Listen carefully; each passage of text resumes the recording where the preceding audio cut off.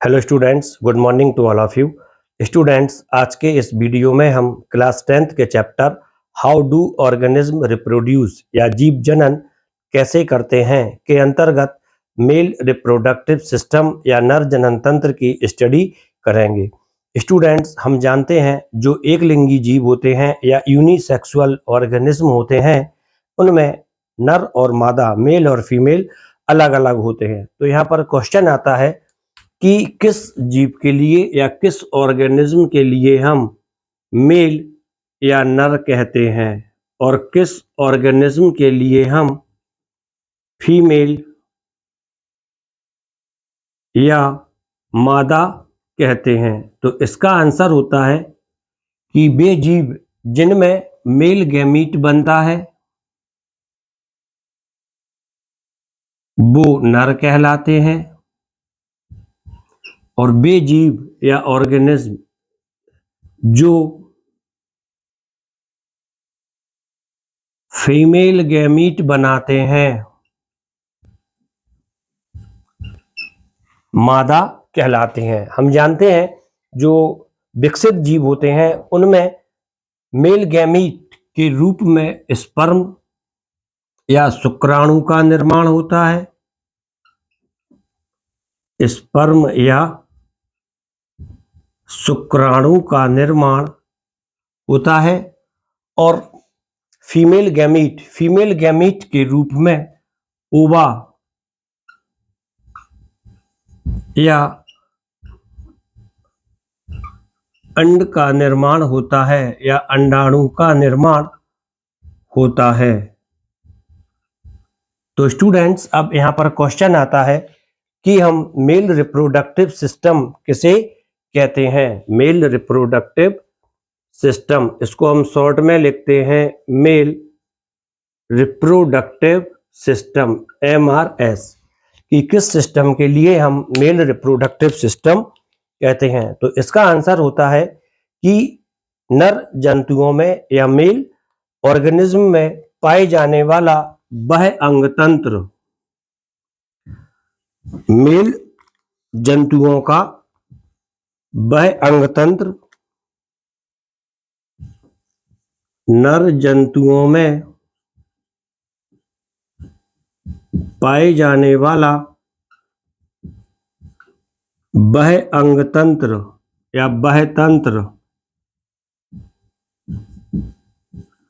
जाने वाला वह तंत्र जो या तंत्र या सिस्टम, अंग तंत्र भी लिख सकते हैं हम, वो और क्लियर हो जाता है।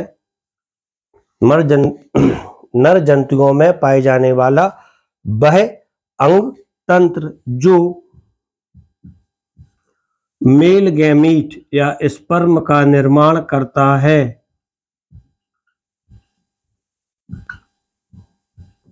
या स्पर्म का निर्माण करता है, मेल रिप्रोडक्टिव सिस्टम कहलाता है।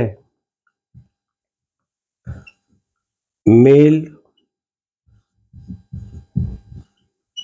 रिप्रोडक्टिव सिस्टम कहलाता है। और इस सिस्टम में जितने भी अंग आते हैं,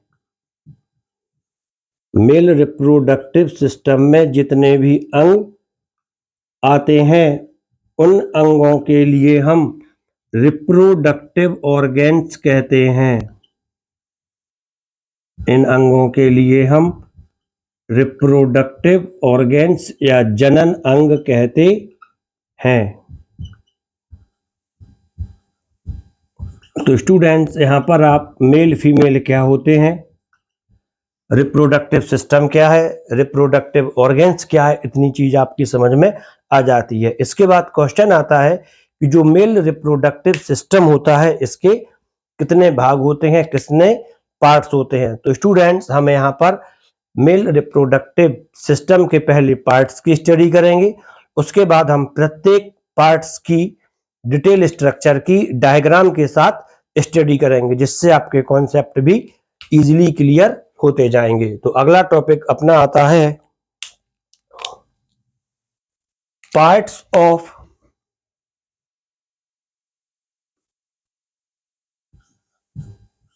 male reproductive system, parts of male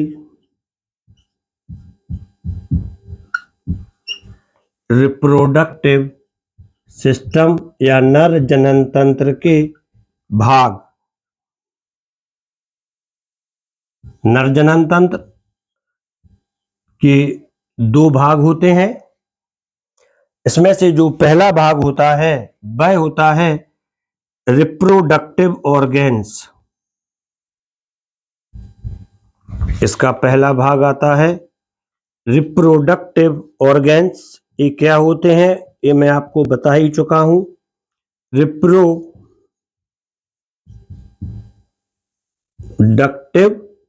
organs या जनन अंग, रिप्रोडक्टिव ऑर्गेन्स या जनन अंग यहां पर लिख सकते हैं आप।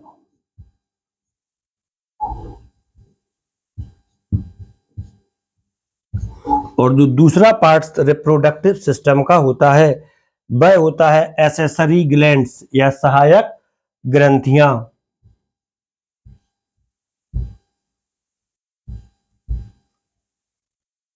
एसेसरी ग्लैंड्स या सहायक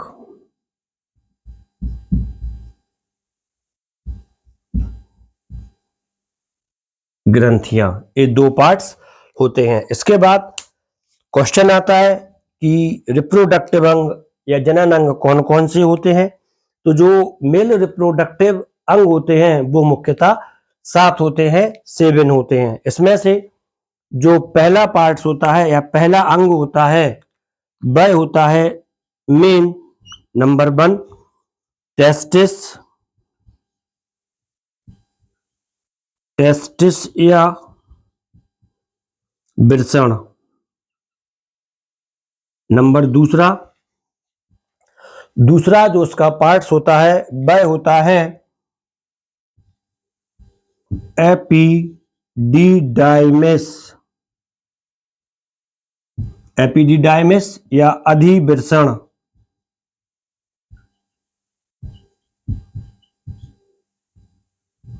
ये इसका दूसरा पार्ट्स होता है। Number 1 testis, number 2 epididymis, number 3 होता है वास डिफरेंस, नंबर 3 होता है वास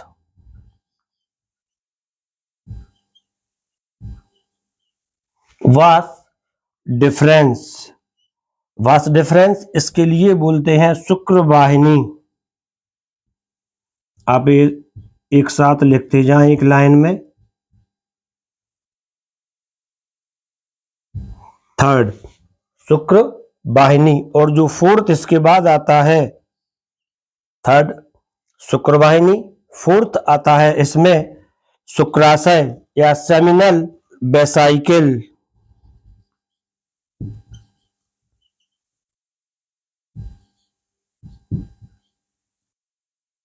सेमिनल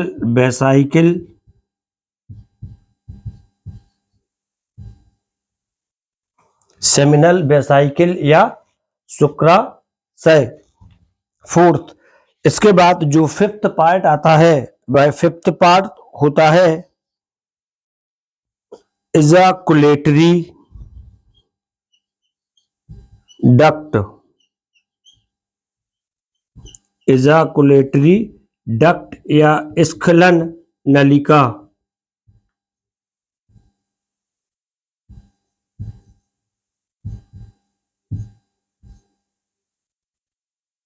नंबर 5 इसके बाद जो उसका 6th पार्ट होता है वो 6th पार्ट है, यहां तक आपको दिख रहा है 6 और 7 पार्ट यहां पर लिखना है। तो इसके लिए हम इसको कहीं पर रफ करते हैं, यहां पर रफ करते हैं ऊपर।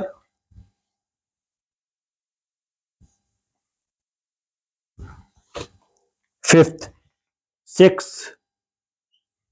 सिक्स पार्ट हो गया इजाकुलेटरी डक्ट या स्खलन नलिका। इसके बाद जो 6 पार्ट आता है वह आता है यूरेथ्रा।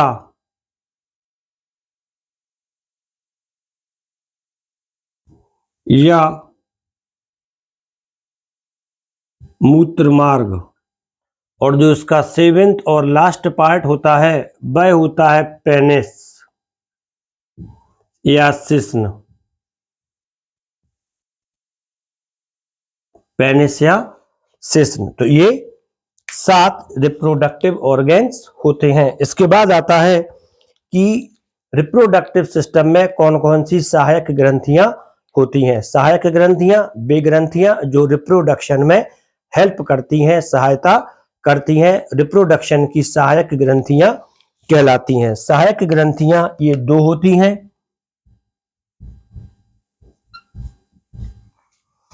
इसमें से नंबर 1 प्रोस्टेट ग्लैंड।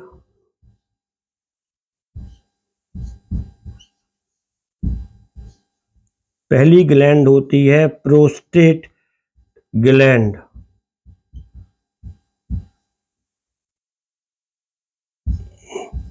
और जो दूसरी ग्लैंड होती है वह होती है Cowper gland. Cowper's gland.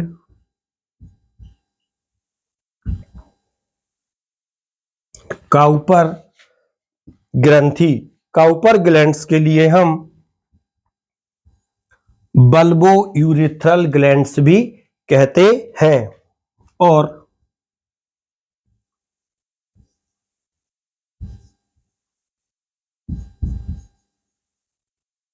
Bulbo urethral gland भी कहते हैं। तो स्टूडेंट्स अभी आपने रिप्रोडक्टिव सिस्टम के सभी पार्ट्स की स्टडी कर ली है। ये हमारे रिप्रोडक्टिव सिस्टम के पार्ट्स होते हैं। इसके बाद क्वेश्चन आता है कि जनन अंग क्या कहते हैं। जनन अंग किसे कहते हैं। तो अब हम इसकी स्टडी करेंगे रिप्रोडक्टिव ऑर्गन्स की। यहाँ पे रफ करते हैं, एक पूरा चार्ट आप बना लेंगे।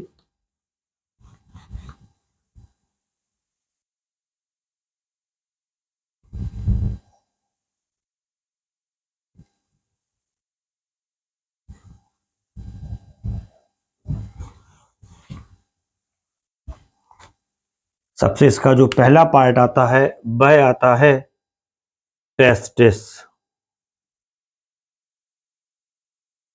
टेस्टिस या वृषण। टेस्टिस या वृषण यह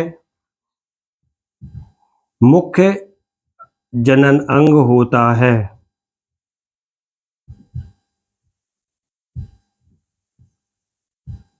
अब क्वेश्चन आता है, ये मुख्य जनन अंग है, शरीर में कहाँ पाया जाता है। तो जो टेस्टिस या वृषण होते हैं वह हमारी उदर गुहा के बाहर वृषण कोश में या स्कॉटल सैक में पाए जाते हैं। मुख्य जनन अंग है। यह बाह्य जनन अंग भी है जो शरीर के बाहर अर्थात उदर गुहा के बाहर वृषण कोश में पाया जाता है। यह उदर गुहा हमारे शरीर की जो मेन बॉडी कैविटी होती है 2 पार्ट्स में डिवाइड रहती है। बॉडी कैविटी, थोरेसिक कैविटी और एब्डोमिनल कैविटी। थोरेसिक कैविटी में हमारे लंग्स और हार्ट्स होते हैं और एब्डोमिनल कैविटी इसमें ये पूरा पेट वगैरह आता है। एब्डोमिनल कैविटी उदर, पेट वगैरह। ये उदर गुहा के बाहर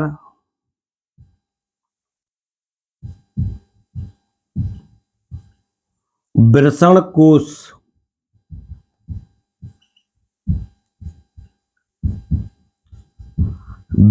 कोश या स्कॉटल सैक में पाए जाते हैं या उपस्थित रहते हैं। क्वेश्चन आता है कि ये वृषण कोश शरीर के बाहर क्यों होते हैं? टेस्टिस शरीर के बाहर वृषण कोश में क्यों पाए जाते हैं? तो इसका आंसर है, क्या ये हमारे शरीर के अंदर पाए जा सकते हैं? तो इसका आंसर है हाँ, ये हमारे शरीर के अंदर भी हो सकते हैं, जिसे एक हम विशिष्ट घटना भी कहते हैं। हम अभी इसी की स्टडी करेंगे। पहला क्वेश्चन आता है कि ये वृषण कोश शरीर के बाहर वृषण कोश में क्यों पाए जाते हैं? ये हमारा क्वेश्चन हो जाता है। हम जानते हैं जो वृषण होता है या टेस्टिस होता है, टेस्टिस में शुक्राणुओं का निर्माण होता है, स्पर्म का निर्माण होता है। टेस्टिस में शुक्राणु या स्पर्म का निर्माण होता है और शुक्राणु या स्पर्म के निर्माण के लिए जो टेम्परेचर चाहिए होता है वह बॉडी कैविटी में नहीं मिल पाता है, क्योंकि बॉडी कैविटी या उदर गुहा का टेम्परेचर अधिक होता है और इस अधिक टेम्परेचर पर जो स्पर्म बनते हैं वह जीवित नहीं रह पाते हैं, सरवाइव नहीं कर पाते हैं और मर जाते हैं। तो इसी चीज को रोकने के लिए, स्पर्म को लगातार जीवित बने रहने के लिए कुछ कम टेम्परेचर की आवश्यकता होती है। इसलिए टेस्टिस शरीर के बाहर वृषण कोश में पाए जाते हैं और वृषण कोश का जो टेम्परेचर होता है वह एब्डोमिनल कैविटी या उदर गुहा की कैविटी से लगभग 2 से 3 डिग्री तक कम होता है। तो क्लियर हो जाता है कि वृषण कोश में शरीर के बाहर क्यों स्थित होते हैं। इसका ये क्लियर कर देते हैं आंसर, क्योंकि ये टेस्टिस या शुक्राणु का निर्माण शरीर से कम तापमान पर होता है।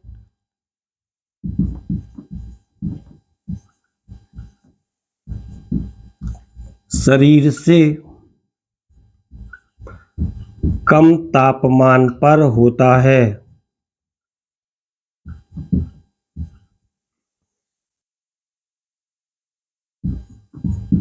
का निर्माण शरीर से कम तापमान पर होता है। वृषण कोश या स्क्रोटल सैक,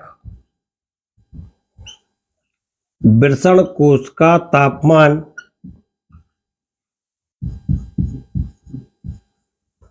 शरीर के तापमान से 2 से 3 डिग्री कम रहता है। शरीर के टेम्परेचर से 2 से 3 डिग्री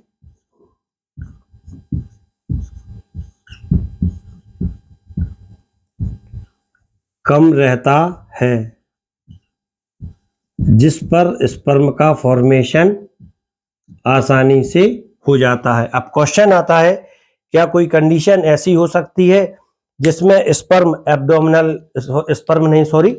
टेस्टिस एब्डोमिनल कैविटी में ही हो सकते हैं? तो इसका आंसर है हाँ। जो भ्रूणीय डेवलपमेंट होता है, एम्ब्रियोनिक डेवलपमेंट होता है, यदि इस निर्माण के दौरान टेस्टिस उदर गुहा से नीचे स्क्रोटल सैक में नहीं जा पाते हैं, तब इस कंडीशन में टेस्टिस बॉडी में ही रह जाते हैं, उदर गुहा में ही रह जाते हैं और इस कंडीशन को हम क्रिप्टोकाइडिज्म कहते हैं। क्रिप्टोकाइडिज्म कहते हैं। इस कंडीशन में टेस्टिस उदर गुहा में ही रह जाते हैं। टेस्टिस उदर गुहा में ही रह जाते हैं। कई बार एक टेस्टिस ही उदर गुहा में रह जाता है, कई बार दोनों टेस्टिस ही उदर गुहा में रह जाते हैं। एक एबनॉर्मेलिटीज होती है, टेस्टिस उदर गुहा में ही रह जाते हैं। क्वेश्चन आता है, क्या स्तनधारियों में इस तरह की कंडीशन होती है? तो इसका आंसर है सामान्यतः स्तनधारियों में इस तरह की कंडीशन नहीं होती है, लेकिन कुछ मैराइन मैमल्स या समुद्री स्तनधारी होते हैं, जैसे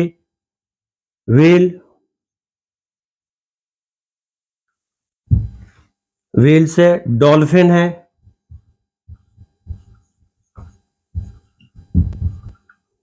और स्थलीय स्तनधारी जैसे एलिफेंट या हाथी।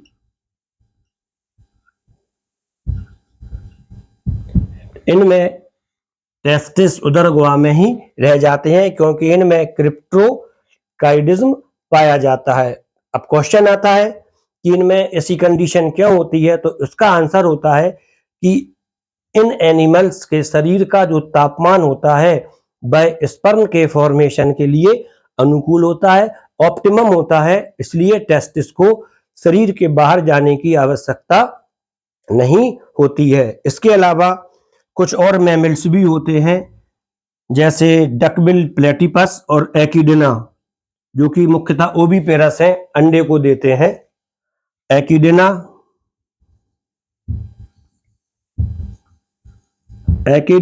और डकबिल प्लेटिपस ये ओविपेरस स्तनधारी है। इनके अंदर भी क्रिप्टोकाइडिज्म पाई जाती है, इनके टेस्टिस बॉडी के अंदर रहते हैं। तो स्टूडेंट्स अभी आपने इतना क्लियर हो गया है टेस्टिस कहाँ होता है। अब इसके बाद क्वेश्चन आता है कि ये जो टेस्टिस है,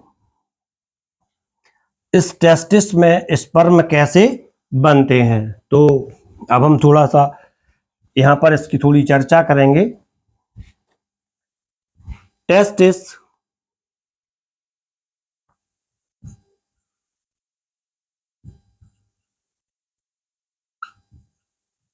टेस्टिस में एक नलिकाएं पाई जाती हैं जिन्हें कि हम सेमिनिफेरस ट्यूबल्स बोलते हैं या शुक्र नलिकाएं बोलते हैं।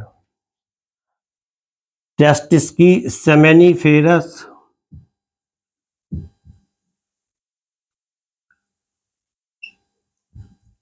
ट्यूबल्स की इनमें एक टेस्टिस में सेमिनिफेरस ट्यूबल्स होती हैं, और जो सेमिनिफेरस ट्यूबल्स होती हैं जिन्हें कि हम शुक्र नलिकाएं बोलते हैं, टेस्टिस की सेमिनिफेरस ट्यूबल्स की जर्मिनल एपिथीलियम, आप उसको यहीं से समझ लें कि जर्मिनल एपिथीलियम जननिक एपिथीलियम ऊतक है। जर्मिनल एपिथीलियम में शुक्राणु जनन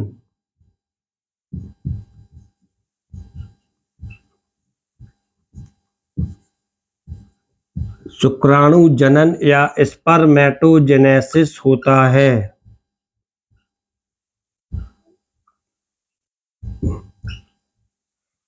जिसके फलस्वरूप शुक्राणु का निर्माण होता है।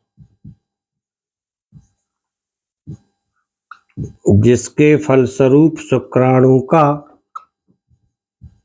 निर्माण होता है और ये स्पर्म यहाँ पर बन जाते हैं। ये टेस्टिस का एक फंक्शन भी हो जाता है, शुक्राणुओं का निर्माण। इसके अलावा टेस्टिस में एक चीज और होती है, टेस्टिस मेल हार्मोन या नर हार्मोन का निर्माण करता है, जो कि टेस्टोस्टेरोन होता है।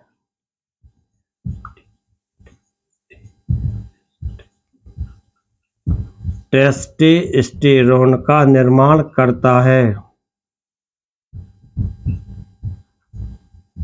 जिससे कि प्यूबर्टी या यौवनारंभ शुरू होता है। अब इसके बाद यहाँ पर हमने टेस्टिस की काफी स्टडी कर ली है, ये 10th के हिसाब से क्लियर हो जाती है, लेकिन यहाँ पर आपके कुछ कॉन्सेप्ट यहाँ पर छूट जाते हैं कि ये टेस्टिस से जो दूसरा इसका पार्ट होता है एपिडिडाइमिस या अधिवृषण, ये कैसे बनता है। तो स्टूडेंट्स आप यदि एग्जाम में टेस्टिस पर इतना ही लिख देते हैं तब भी सफिशिएंट हो जाता है 10th के हिसाब से।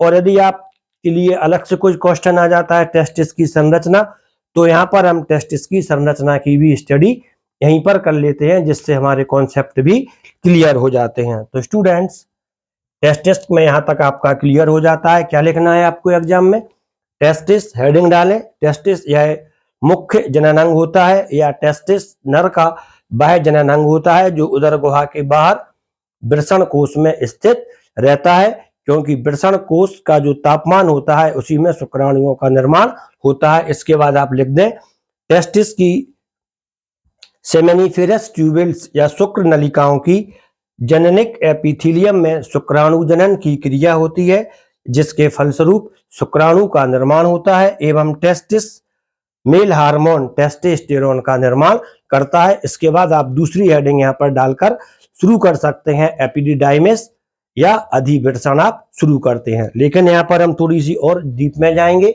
हम टेस्टिस की जो स्ट्रक्चर है उसके बारे में भी थोड़ी स्टडी करेंगे। तो अब यहाँ पर हम अगला टॉपिक आता है स्ट्रक्चर ऑफ टेस्टिस।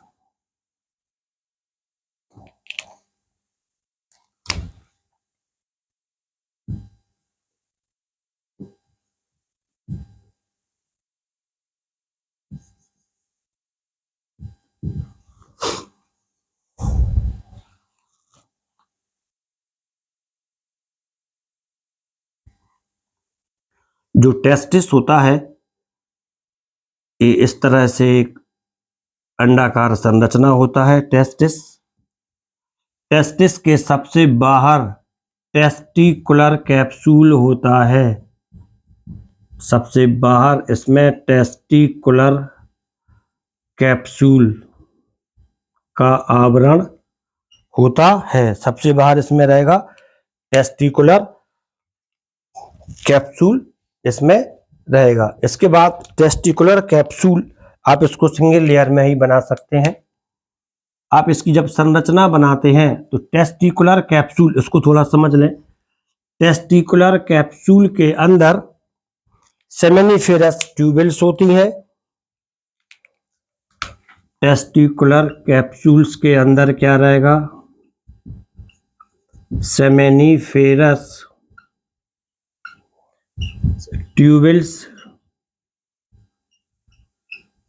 या शुक्र नलिकाएं रहेंगी और इस सेमेनिफेरस ट्यूबल्स, सभी सेमेनिफेरस ट्यूबल्स मिलके एक rate testis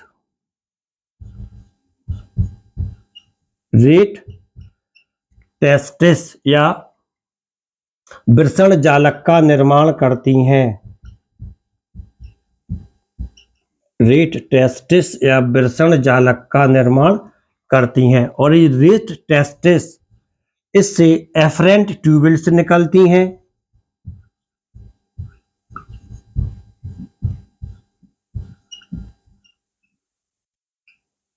efferent tubules अपवाही नलिकाएं,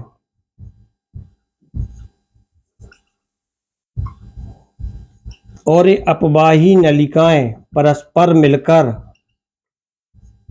epididymis का निर्माण करती हैं।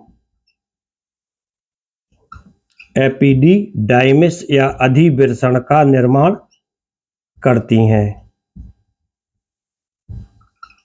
अब इसको हम यहाँ पर क्लियर कर लेते हैं। टेस्टिस के सबसे बाहर का आवरण क्या होता है, यही आपको संरचना में लिखना है। टेस्टिस एक बेलनाकार नहीं, अंडाकार संरचना होती है जिसके बाहरी आवरण को टेस्टिकुलर कैप्सूल कहते हैं। इस टेस्टिस में सेमेनिफेरस ट्यूबल्स पाई जाती हैं और सेमेनिफेरस ट्यूबल्स के बीच बीच में, इस तरह से आप लगा दें, सेमेनिफेरस ट्यूबल्स के बीच बीच में लेडिंग की कोशिकाएं पाई जाती हैं। सेमेनिफेरस ट्यूबल्स बीच में लेडिंग की कोशिकाएं पाई जाती हैं। क्लियर? ये सभी सेमेनिफेरस ट्यूबल्स मिलकर रेट टेस्टिस या वृषण जालक का निर्माण करती हैं और वृषण जालक से एफरेंट ट्यूबल्स निकलती हैं, जो सभी एफरेंट ट्यूबल्स मिलकर एपिडिडाइमिस या अधिवृषण का निर्माण करती हैं। अब हमें इसका डायग्राम बनाना है, तो इस डायग्राम से भी हमारे कॉन्सेप्ट क्लियर होते जाते हैं।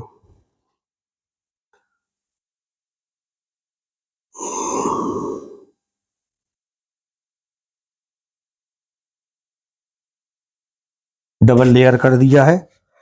इसके बाद आप इस तरह की संरचना बना लें एक, और इसके बीच बीच में इस तरह से ये बना दें, इसके चैम्बर बनाते जाएं इस तरह से। जब ये बन जाए फिर इसके बाद आपको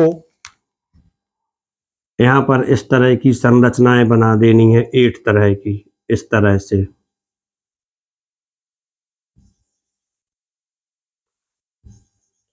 कोई इनकी डेफिनेट शेप नहीं रहेगी और ये सारी मिल करके बाहर इस तरह से ये इन्हें एक एंड इनका बाहर निकाल देना है। ये वास्तव में सेमेनिफेरस ट्यूबेल्स हैं, सेमेनिफेरस ट्यूबेल्स, SFT, इसको यहाँ पे लिख दिया है, सेमेनिफेरस ट्यूबेल्स हैं। और सेमेनिफेरस ट्यूबेल्स के बीच बीच में लीडिंग सेल्स है, इसको हमने लिख दिया है LC। इनके बीच बीच में लीडिंग की कोशिकाएं हैं, लीडिंग सेल्स है। और जो इनसे ये निकली है सिंगल स्ट्रक्चर, ये क्या, इस सिंगल स्ट्रक्चर सभी मिलकर के ये बना देती हैं रेट टेस्टिस। ये बन गया है पूरा रेट टेस्टिस, बीच में जो बन गया है ये बन गया है रेट टेस्टिस। और रेट टेस्टिस से जो एफरेंट वेसल्स निकलती हैं, ये रेट टेस्टिस से निकाल दिया है एफरेंट वेसल्स। ये एफरेंट वेसल्स सभी मिलकर के इस तरह से ये एफरेंट वेसल्स मिल जाती हैं और एपिडिडाइमिस का निर्माण करती हैं। ये सारी, ये क्या बन जाता है, ये हैं एफरेंट वेसल्स।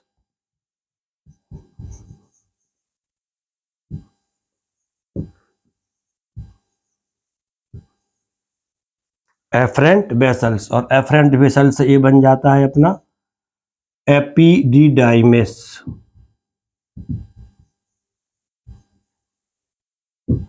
ये टेस्टिस का स्ट्रक्चर बन जाता है एपिडिडाइमिस। एपिडिडाइमिस के आगे ये वास डिफरेंस आ जाती है।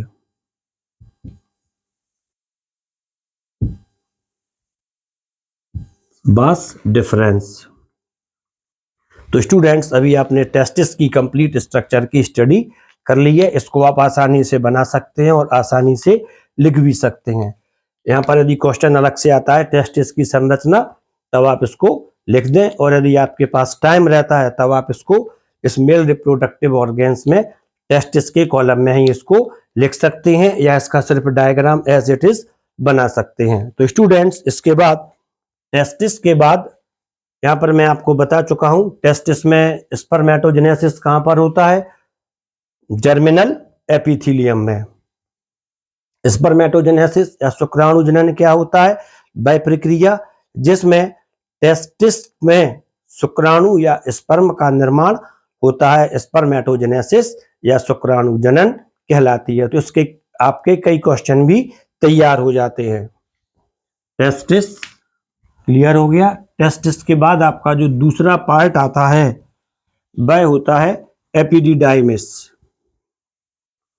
तो स्टूडेंट्स, अब आप इसका डायग्राम भी बना लें और यहां पर आप इसको समझते भी जाएं। टेस्टिस के बाद आता है आपका एपिडिडाइमिस। आप इसको समझें।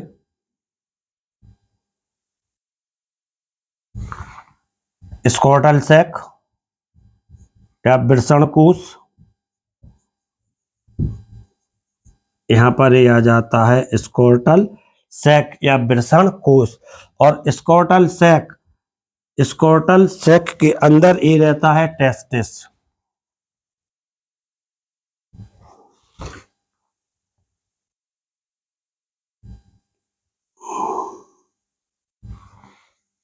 ये बन जाता है टेस्टिस। इसकी कंप्लीट स्टडी आप कर चुके हैं। टेस्टिस के ऊपर यहां पर ये जो संरचना निकलती है ये कहलाती है एपिडिडाइमिस। एपिडिडाइमिस। और ये जो एपिडिडाइमिस होती है, ये एपिडिडाइमिस स्कॉटल सैक के भीतरी लेयर से, ये जो लाल बनाया है ये कुछ मसल्स हैं जिसका नाम होता है गुबर्नैकुलम, के द्वारा जुड़ी रहती हैं। गुबर्नैकुलम के द्वारा जुड़ी रहती हैं। एपिडिडाइमिस का पिछला भाग वास्तव में गुबर्नैकुलम के द्वारा स्क्रोटल सैक की भीतरी लेयर से अटैच रहता है। इसके बाद यहां से बनती है वास डिफरेंस। ये आ जाती है आपकी वास डिफरेंस या शुक्र नलिका, शुक्र वाहिनी बोलना चाहिए इसको। वास डिफरेंस ये बन जाती है आपकी शुक्र वाहिनी। थोड़ी ब्लैक कर दी है इसको। ये फर्स्ट पार्ट था टेस्टिस, दूसरा एपिडिडाइमिस। अभी हम एपिडिडाइमिस के बारे में भी स्टडी करेंगे। थोड़ा आप इसका डायग्राम भी क्लियर कर लें और उसके बाद हम इसका डायग्राम के हिसाब से इसका डिस्क्रिप्शन कैसे होता है उसको करते जाएंगे। ये होता है वास डिफरेंस।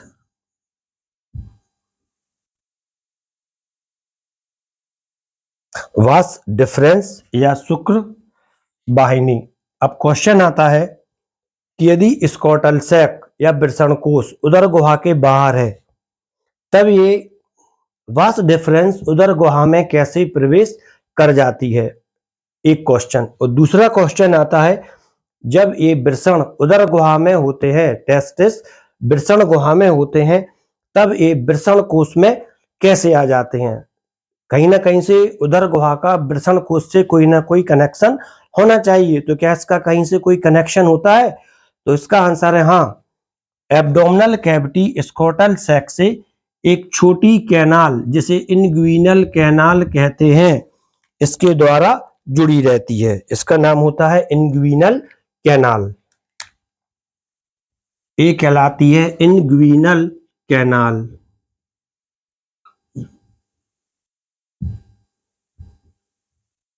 या बंछड़ नाल, इसको हिंदी में बोलते हैं इनग्विनल कैनाल के लिए बंछड़ नाल। बंछड़ नाल क्या करती है? उदर गुहा को वृषण कोश से जोड़ती है और इसी से होकर वास डिफरेंस ऊपर उदर गुहा में प्रवेश करती है और इसी बंछड़ नाल के द्वारा टेस्टिस उदर गुहा से नीचे स्क्रोटल सैक में आता है। अब ऐसा ही लेफ्ट साइड, इस साइड भी इस तरह का रहेगा। अभी हम एक ही साइड से यहां पर लेके चल रहे हैं। इसके बाद अब यहां पर थोड़ा ध्यान दें, बंछड़ नाल से जो वास डिफरेंस ऊपर उदर गुहा में प्रवेश करती है, इस स्थान पर हम वास डिफरेंस के लिए स्पर्मेटिक कॉर्ड कहते हैं। इसको हम कहते हैं स्पर्मेटिक कॉर्ड। ये कहलाती है स्पर्मेटिक कॉर्ड।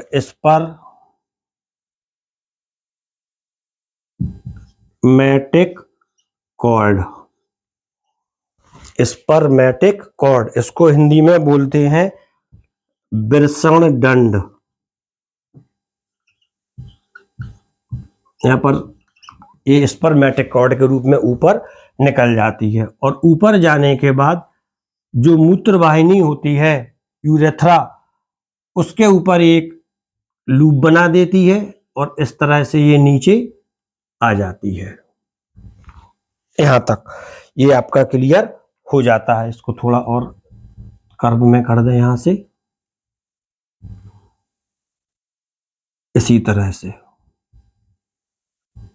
तरह से दूसरी ओर की भी यहां पर ये आ जाएगी। ये वास डिफरेंस है। वास डिफरेंस किसके ऊपर लूप बनाती है?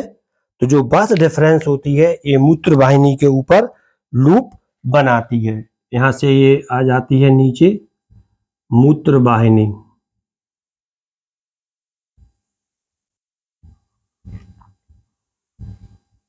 ये मूत्र वाहिनी, तब यहां पर ये आ जाता है मूत्राशय या यूरिनरी ब्लैडर। ये यूरेटर या मूत्रवाहिनी है जो किडनी से आ रही है, और ये हो जाता है यूरिनरी ब्लैडर।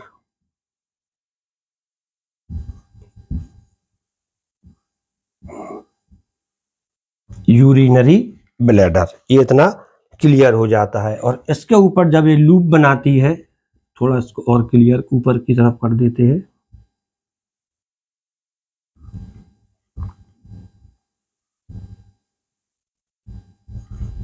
क्लियर हो जाता है यहां से।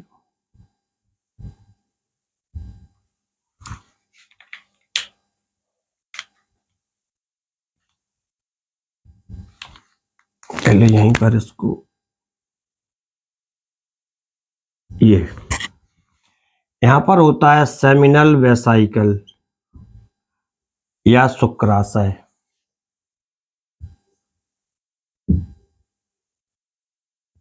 सेमिनल वेसाइकल या शुक्राशय, इस तरफ भी आपका ये सेमिनल वेसाइकल ही रहेगा। कई बार इसको रफ करना पड़ रहा है, इसकी ज्योमेट्री क्लियर हो जाए जिससे। और इसके बाद एक छोटी सी जो नली आती है, ये वाली नली, जो छोटी सी नली है, ये कहलाती है इजाकुलेटरी डक्ट।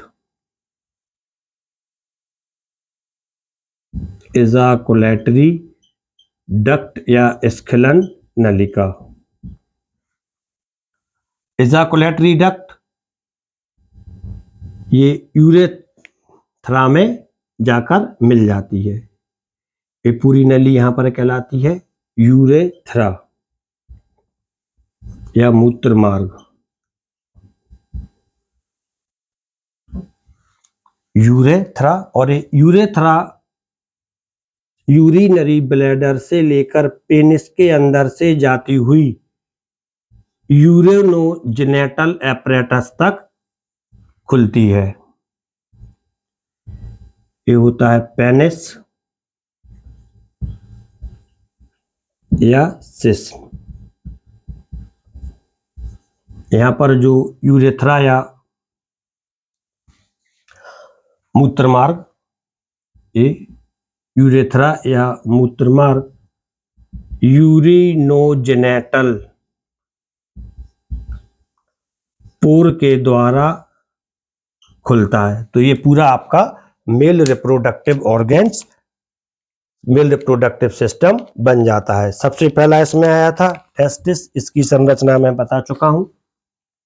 इसके बाद जो नंबर दूसरी चीज आपकी आई थी एपिडिडाइमिस, अब हम इसकी स्टडी यहां पर करेंगे। एपिडिडाइमिस क्या होता है, डायग्राम से आपको बिल्कुल क्लियर हो गया है। अब यहां पर एक बार इसकी हम क्विक स्टडी करेंगे। सबसे पहला, नंबर दूसरा, एपिडिडाइमिस। एपिडिडाइमिस या अधिवृषण, आप इसका डायग्राम देखते जाएं, बनाते जाएं और इसको समझते जाएं।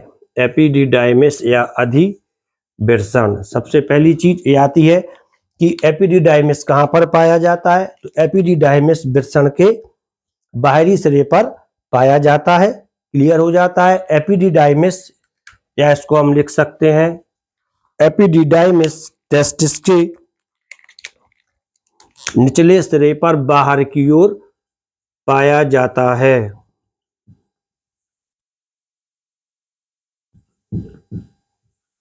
निचले सिरे पर बाहर की ओर पाया जाता है। यह एक लंबी और कुंडलित क्वाइल्ड संरचना होती है। यह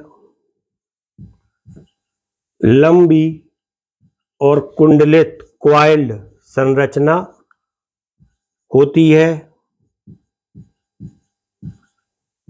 जिसका निर्माण कैसे होता है मैं बता ही चुका हूं। जो इफरेंट ट्यूबेल्स या अपवाही नलिकाओं के मिलने से बनती है।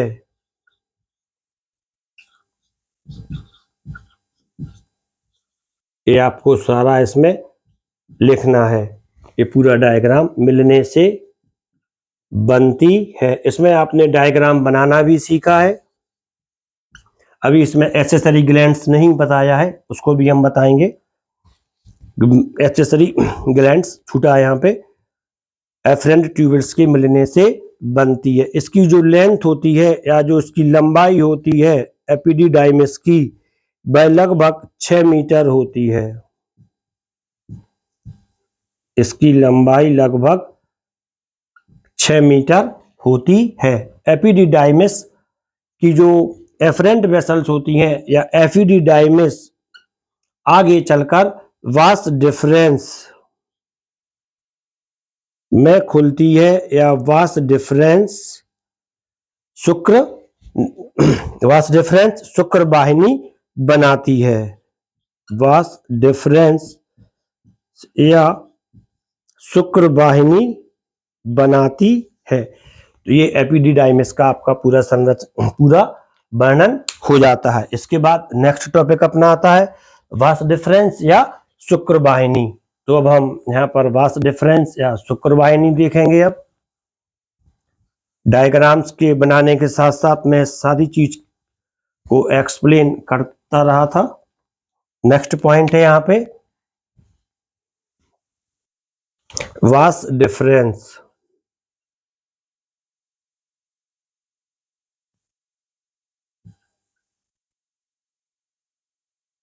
वास डिफरेंस, वास डिफरेंस भी क्या है?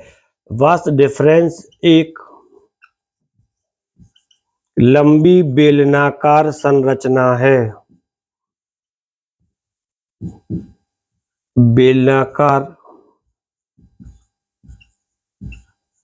बेलनाकार की जगह यदि आप कुंडलित लिख दें तब भी सही रहेगा। बेलनाकार संरचना है जिसकी लंबाई लगभग, वास डिफरेंस की लंबाई लगभग 45 सेंटीमीटर 1.5 फुट होती है।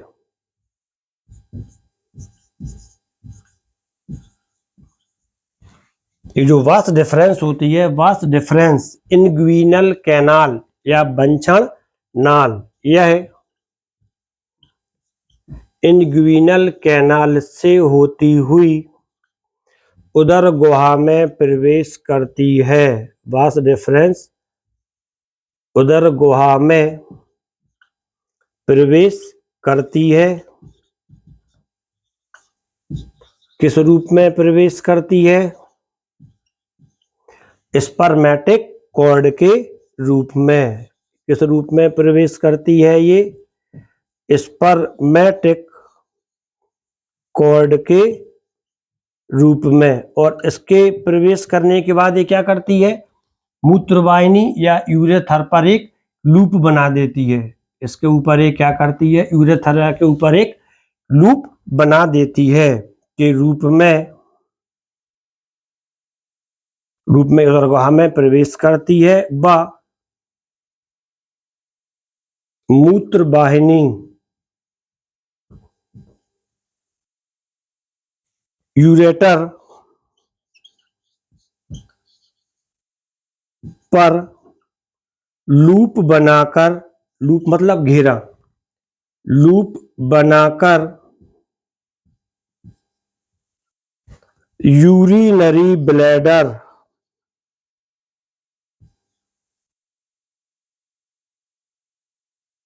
के पास सेमिनल वेसाइकिल, यहाँ पे आ जाती है सेमिनल वेसाइकिल या शुक्राशय, लूप बनाकर आती है और सेमिनल वेसाइकिल में मिल जाती है। के पास सेमिनल वेसाइकिल या शुक्राशय में खुलती है। शुक्राशय में खुलती है। तो स्टूडेंट्स, आपको यहाँ पे जो स्पर्म बनता है, कहाँ पे बनता है? टेस्टिस में। स्पर्म मैच्योर या परिपक्व कहाँ पे होता है?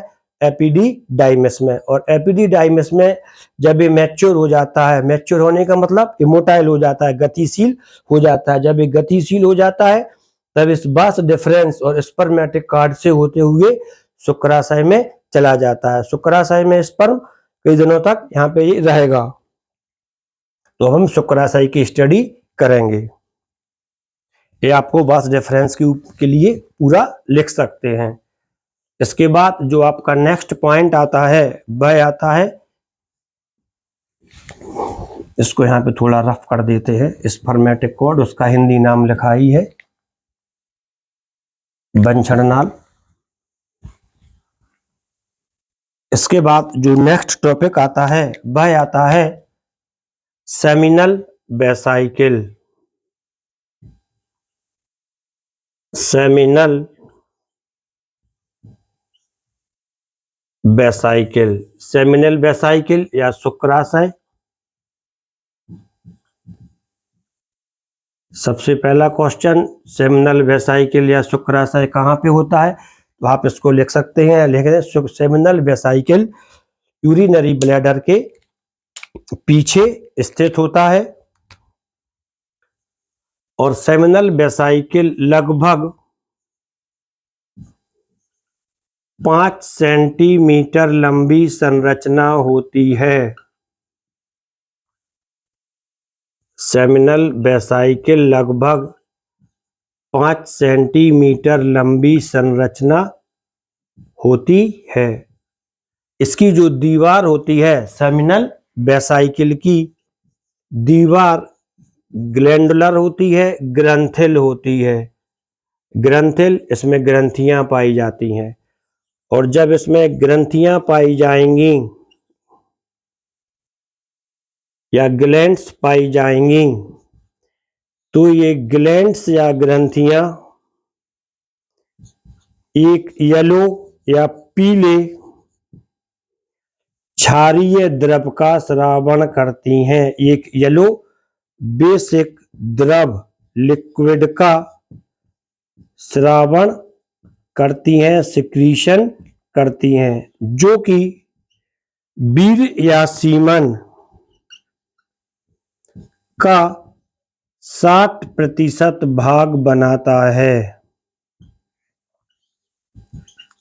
वीर्य या सीमन का 60% भाग बनाता है। ये सेमिनल वेसाइकिल के बारे में हो जाता है। इसके बाद जो उसका नेक्स्ट पार्ट होता है ये हो गया अपना 1, 2, 3 और 4। ये है 5th ejaculatory duct, 5th ureter 6, penis 7। ये 7 पार्ट है। अपना भी कौन सा हो गया? 4th सेमिनल वेसाइकिल हो गया। इसके बाद आती है 5th ejaculatory duct। ejaculatory duct आप देखते हैं कहां से निकल रही है, इसी से एक ही नली होती है 5th, ये ejaculatory duct। यहां पर भी आप देखें तो ये वाली जो नली है ये कौन सी रहेगी? ejaculatory duct रहेगी, स्खलन नलिका।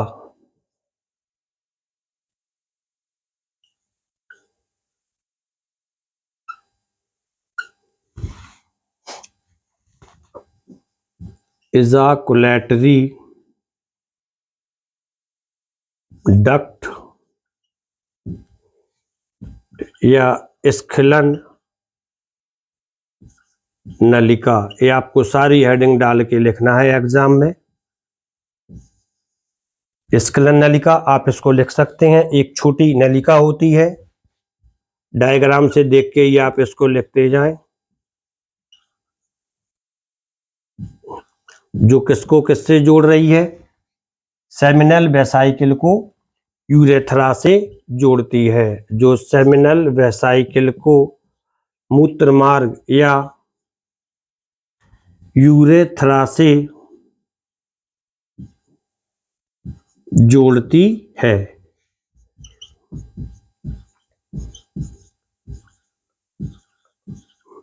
इसी से वास डिफरेंस भी इसी से कनेक्ट ही होती है। इसके बाद आता है आपका सिक्स पार्ट आता है यूरेथ्रा या मूत्रमार्ग।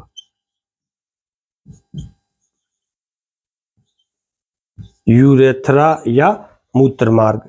यूरिनरी ब्लैडर, यहां से ये यूरिनरी ब्लैडर है पूरा, ब्लैक में जो बता दिया इसको, ये पूरा यूरिनरी ब्लैडर से जो ये निकला है यहाँ से, ये पूरी चीज क्या कहलाएगी? मूत्र मार्ग। यूरेथ्रा या मूत्रमार्ग यूरिनरी ब्लैडर से मूत्राशय से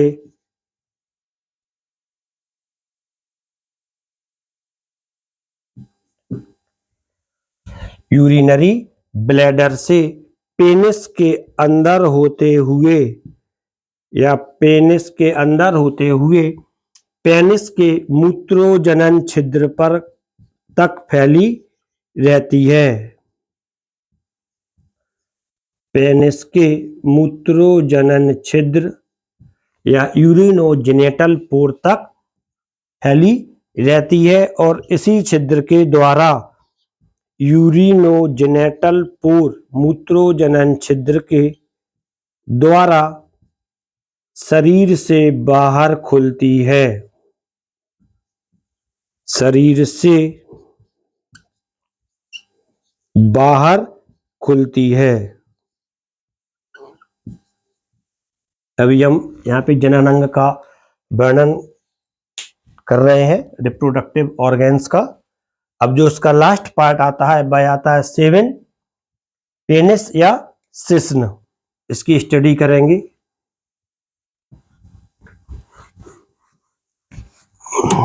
पेनिस या शिश्न।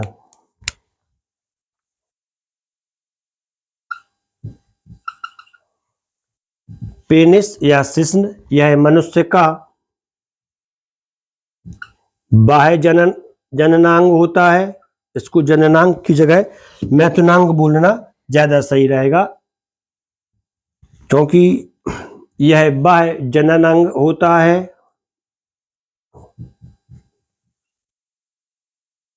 जो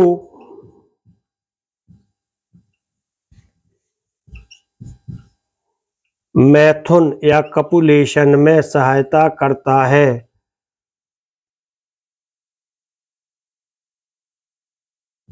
जो मैथुन या कपुलेशन में भाग लेता है।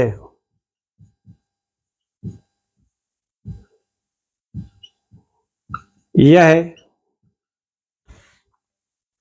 बेलनाकार संरचना होती है जिसका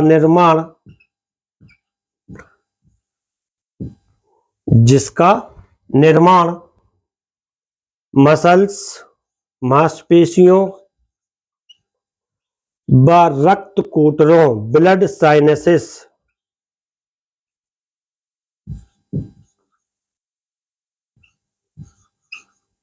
साइनस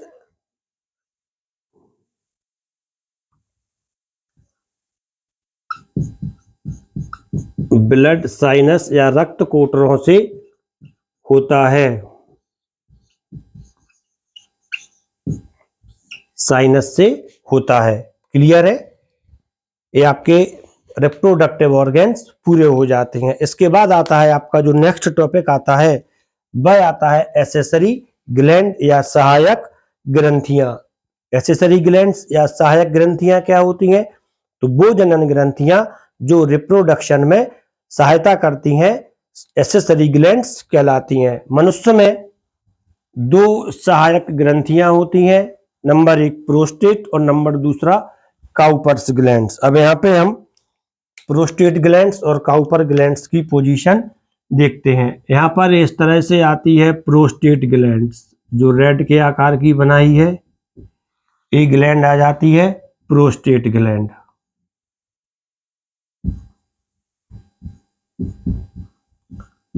ये प्रोस्टेट ग्लैंड होती है और प्रोस्टेट ग्लैंड्स जहां पर यूरिनरी ब्लैडर इस तरह से यूरेथ्रा बाहर निकलती है, उसी स्थान पर काउपर्स ग्लैंड पाई जाती हैं।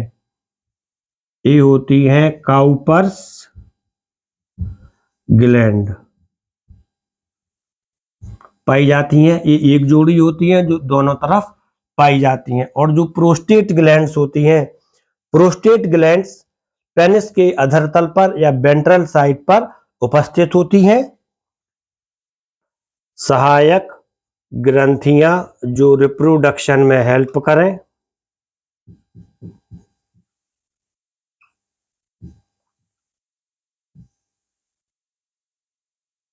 पहली आती है इसमें प्रोस्टेट ग्लैंड,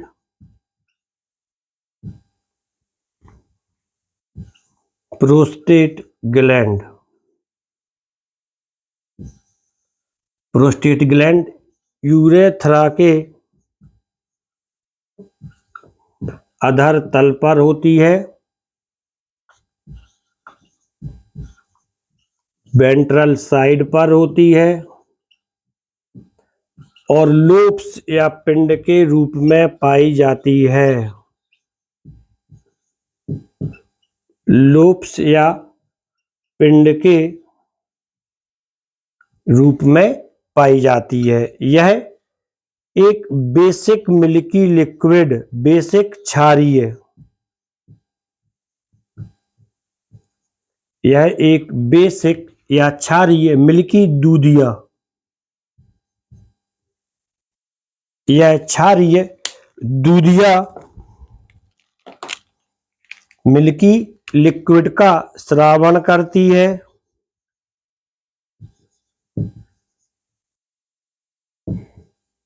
जो क्वेश्चन आता है बेसिक ही क्यों होता है, स्रावण करती है, जो यूरेथ्रा या मूत्र मार्ग की एसिडिटी को समाप्त कर देता है। क्योंकि जो यूरिन होती है, यूरिन का जो नेचर है एसिडिक होता है, तो उसका जो एसिडिक नेचर है उसको ये समाप्त कर देती है।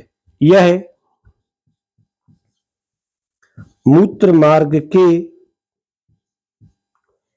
एसिडिटी या अम्ल को समाप्त कर देती है, एसिडिटी को समाप्त कर देती है।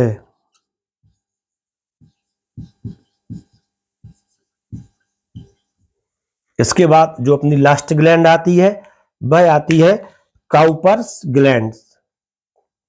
इसको आप काउपर ग्लैंड, इसकी पोजीशन में बता ही चुका हूं, ये प्रोस्टेट ग्लैंड है। कई बार क्या होता है वृद्धावस्था में प्रोस्टेट ग्लैंड बढ़ जाती है, तो इस कंडीशन में यूरिनेशन में प्रॉब्लम आती है, तब इसका ऑपरेशन कर दिया जाता है और ये ठीक हो जाती है। इसके बाद जो नेक्स्ट पॉइंट है वो आता है काउपर्स ग्लैंड।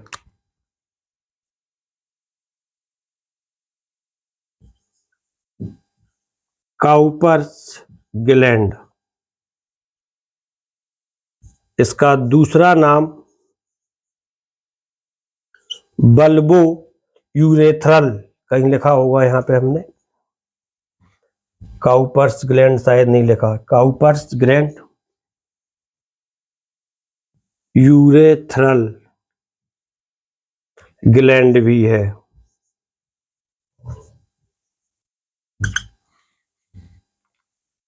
जो मिल्की पार्ट्स प्रोस्टेट ग्लैंड से निकलता है वह सीमन का 25% पार्ट्स बनाता है, ये बात मैं यहाँ पे बताना भूल गया था।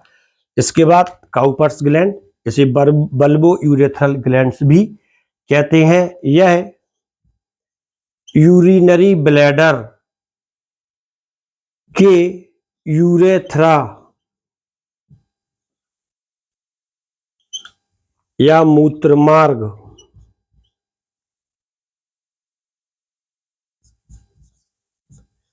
की उत्पत्ति वाले स्थान या यूरिनरी ब्लैडर से यूरेथ्रा या मूत्रमार्ग के निकलने वाले स्थान पर होती है।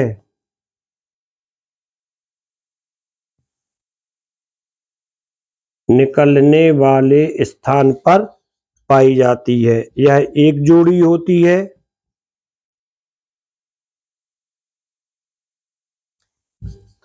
ये लिक्विड काउपर्स लिक्विड कॉपुलेशन के समय, मैथुन के समय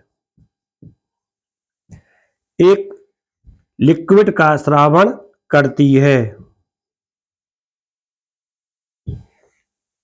कॉपुलेशन के समय एक लिक्विड का स्रावन करती है, तो ये काउपर्स ग्लैंड का कार्य हो जाता है। तो स्टूडेंट्स, यहाँ पर आपने मेल रिप्रोडक्टिव सिस्टम क्या होता है, इसके कौन से पार्ट्स हैं, कौन सी सहायक ग्रंथियां हैं, उनके क्या कार्य है, इन सब की स्टडी कर ली है। तो अब मुझे नहीं लगता कि इसका कोई क्वेश्चन आपका मिस होगा। तो आप यह लगातार मेरे साथ जुड़े रहें, चैनल के लिए सब्सक्राइब कर दें और वीडियो के लिए लाइक कर दें। इसके जो क्वेश्चन होंगे, जो इसमें क्वेश्चन बनते हैं, वो क्वेश्चन आपको डिस्क्रिप्शन बॉक्स में मिल जाएंगे। Thank you.